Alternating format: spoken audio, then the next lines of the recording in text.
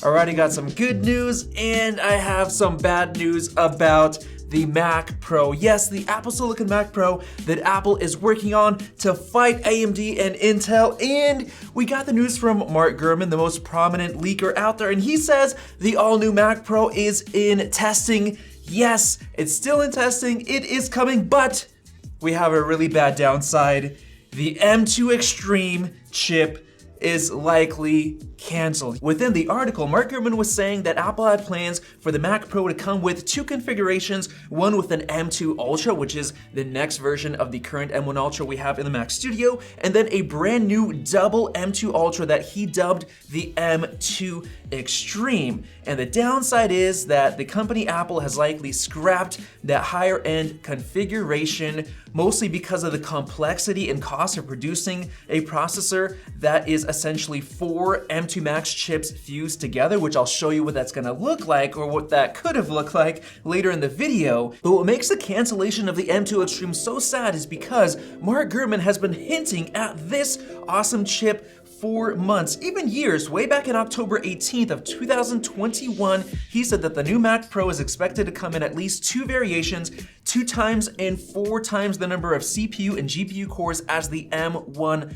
Max. And originally that was 40 CPU cores and 128 GPU cores on the high end. And to show you guys what that would look like, I've actually been making videos for the past few months or even longer showing what that's gonna look like. And check this out from TA Tech 15 on Twitter. You essentially have the M2 Max chip, which in this new generation, it could look something like this. And the main idea behind this is that Apple could actually bin the smaller M2 Max dies and just pick out the best ones and then combine them. And then whatever doesn't do as well, they could just put into the lower end MacBook Pro and Mac machines to save money. And the worst part about all of this going on with the M2 Extreme chip cancellation is that we even had Majin Buu sharing different leaks from his sources saying that there would be extra Daisy XL sub-memory controllers, which is basically Apple's Ultra Fusion connector that they introduced in the M1 Ultra chip that combines 2 dies together.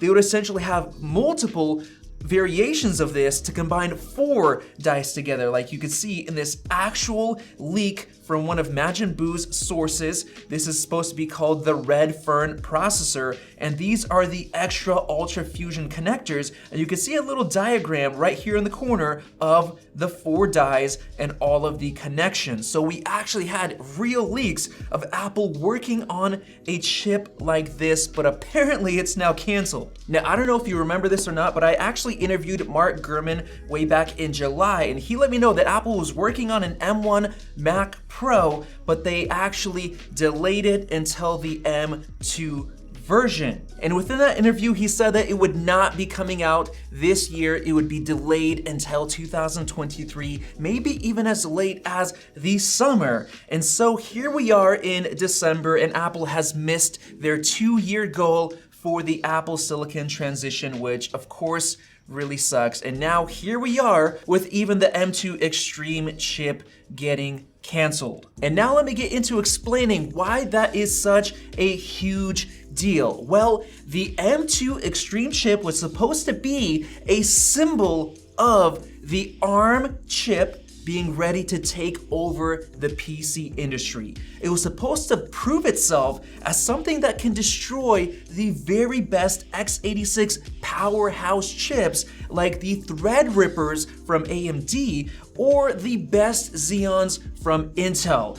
That was why we were so excited about the Mac Pro. And let me remind you guys, I actually did some calculations on the multi-core CPU score of the M2 Extreme, the theoretical M2 Extreme. Look at this, 48,000 points, beating out the Threadripper 3990X and the Intel Xeon 3175X by a long shot. I even showed you guys some scores of these top-end AMD EPYC processor, not even Threadripper, EPYC, and it's right there scoring the same as those highest end chips. Basically the highest scores ever, and those are of course overclocked. Now my Twitter take on this is that a non-extreme M2 based chip Mac Pro will be extremely uninteresting, of course because we already have the M1 Ultra in the Mac Studio, a small machine, so getting that same upgraded M2 Ultra would be so disappointing in the Mac Pro because we already know the tech behind it. It'll just be an upgrade, so Apple would have to discontinue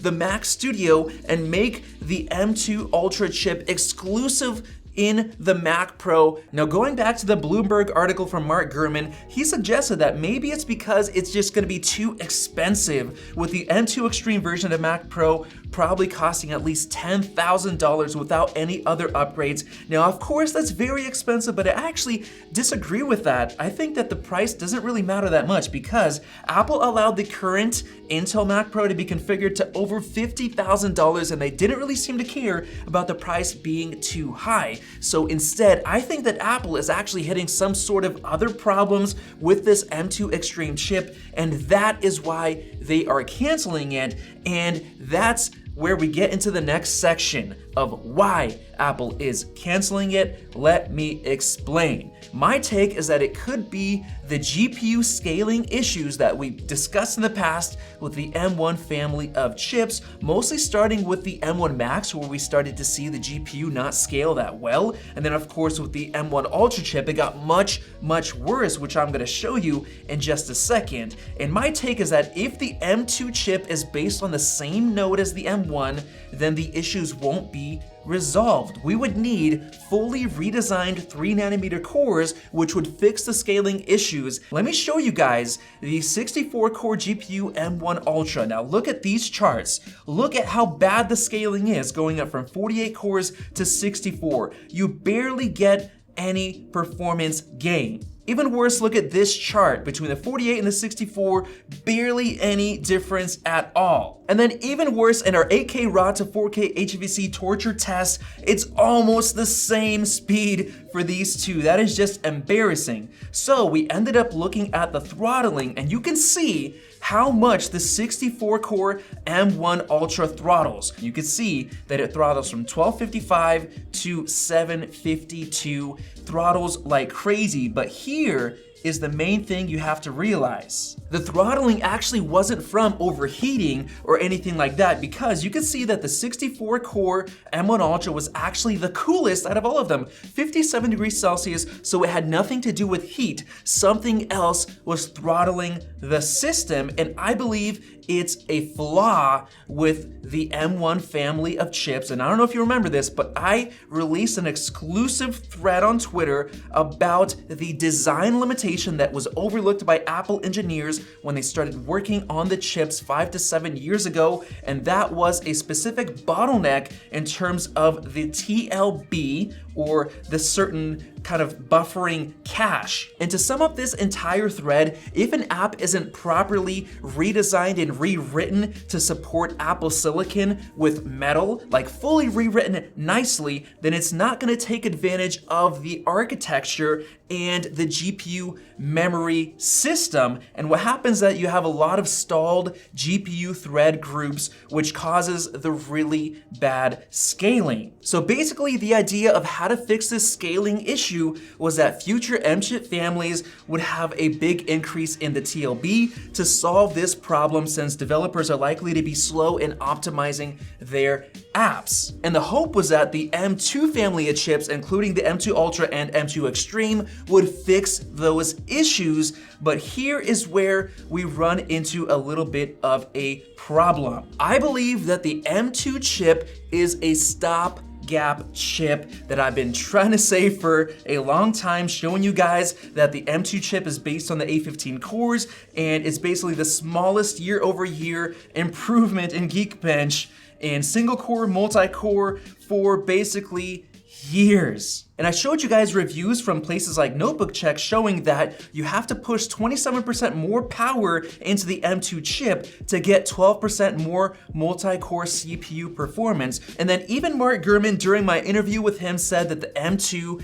is a stopgap chip, word for word from the mouth of Mark Gurman himself. So the idea is, if the M2 chip is really a stopgap chip, a tuned up M1, and if the rest of the M2 chip family family, including the M2 Pro, M2 Max, M2 Ultra, theoretical M2 Extreme, if that was also based on the same design language as the M1, then the theoretical M2 Extreme would have had much worse scaling than the Ultra, and that scaling could have been so bad that it would be embarrassing to release that 4-die M2 Extreme chip at such a high cost, especially since we would be there testing it and showing off the bad scaling and telling you guys, do not upgrade to the new disappointing M2 Extreme chip. So that is my theory on why Apple is actually scrapping that high-end chip, because the scaling is absolutely terrible and they can't get a lot of performance out of it.